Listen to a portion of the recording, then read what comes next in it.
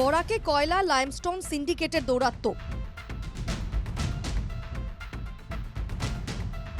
ফের বেহাল বরাকের লাইফলাইন ৬ নম্বর জাতীয় সড়ক।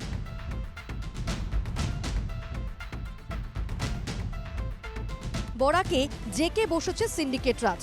অভিযোগ, সংখ্যালঘু সম্প্রদায়ের কিছু যুবককে সামনে রেখে রাজনৈতিক ছত্রছায়ায় চলছে এই সিন্ডিকেট রাজ। প্রতিদিন রাতে মেঘালয় থেকে বরাকে ঢুকছে ওভারলোডেড কয়লা ও লাইমস্টোনের গাড়ি।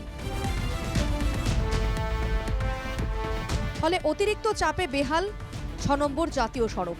মেরামত করা হলেও ভেঙে যাচ্ছে জাতীয় সড়ক, কারণ একটাই, ওভারলোডেড গাড়ি। বর্তমানে ৬ নম্বর জাতীয় সড়কের একাধিক অংশে বিশাল বিশাল গর্ত তৈরি হয়েছে। জাতীয় সড়ক নয়, যেন মরণ ফাঁদ, যেন পুকুর। ফলে বিপাকে পড়েছেন জাতীয় সড়কে যাতায়াতকারী যানবাহন চালকরা। অভিযোগ পেয়ে জাতীয় সড়কের বেহাল অংশ সরেজমিনে পরিদর্শন কাটিগড়ার বিজেপি প্রার্থী কমলাক্ষ দে পুরকায়স্থের।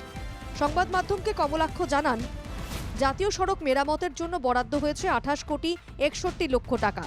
মালিডহর বদরপুর পর্যন্ত ২৮ কিলোমিটার অংশের সংস্কার হবে। শুধু জাতীয় সড়ক মেরামত নয়, যানজট সমস্যা সমাধানেরও আশ্বাস দিয়েছেন কমলাক্ষ। বাজারের যে বিশেষ করে আপনাদের যানজটের সমস্যা, তার জন্য কিন্তু আমরা বরাকবাসী নাজেহাল। সমস্ত বরাকবাসী আমরা নাজেহাল। আমরা শুধু কালাইন অঞ্চলের মানুষের সমস্যা না, এই সমস্যাটা কিন্তু সমস্ত বরাকবাসীর সমস্যা। এবং দেখা যায় যদি ত্রিপুরার মানুষের সমস্যা, কারণ আমরা যখন এদিকে গুয়াহাটি যেতে হয় কিন্তু আমাদের এখানে প্রায় অনেক সময় আমাদের সেই যানজটের সম্মুখীন হয়।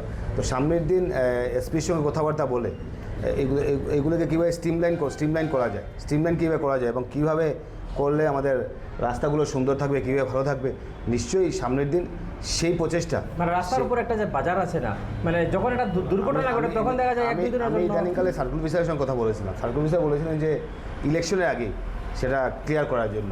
ইলেকশনের আগে হয়তো বা কোনো করা সম্ভব হয়নি, কোড অফ কন্ডাক্ট চলে এসেছে, সেগুলো সম্ভব হয়নি।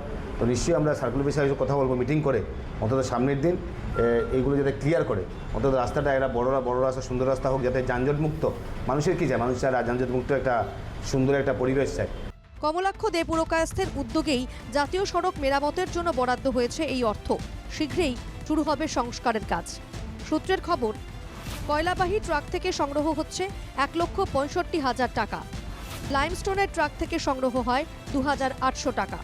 টাকা দিলেই ওভারলোড নিয়ে বরাকে ঢুকতে পারে কয়লা ও লাইমস্টোনের গাড়ি। প্রয়োজন হয় না কয়লা লাইমস্টোন পরিবহনের জন্য কোনো চালান, জিএসটি সহ প্রয়োজনীয় নথিপত্র। তাই ৬ নম্বর জাতীয় সড়ক মেরামত হলেও কতদিন টিকবে সে নিয়ে সন্দিহান সাধারণ জনতা। প্রশ্ন হয়, সিন্ডিকেট রাজের দৌরাত্ম্য কি বন্ধ করতে পারবেন কমলাক্ষ? পরবর্তী প্রতিবেদনে আমরা দেখাবো কিভাবে প্রত্যেক দিন রাতে শ্রীভূমি শহরের বুক চিরে সুতারকান্দি যাচ্ছে কয়লা ও লাইমস্টোনের গাড়ি। সিন্ডিকেটের জন্য বেহাল হয়ে পড়েছে শহরের মেন রোড, বাড়ছে নাগরিকদের দুর্গতি। কিন্তু বিষয়টি নিয়ে রহস্যজনকভাবে মৌন শহরের প্রভাবশালী বিজেপি নেতারা। বদরপুর থেকে যিশুনাথের সঙ্গে news desk report, NKTV Bangla.